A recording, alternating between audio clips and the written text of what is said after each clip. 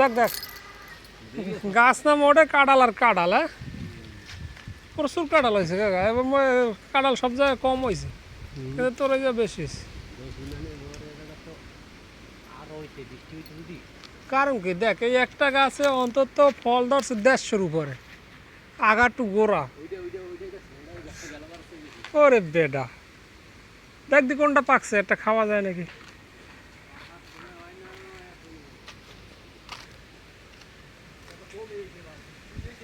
হ্যাঁ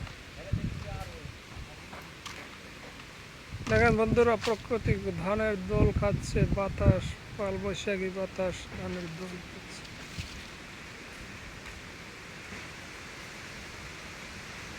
কই খাওয়া কাঁঠাল খাওয়া, ও বেড়া এদিকে আইডি, কাঁঠাল কই?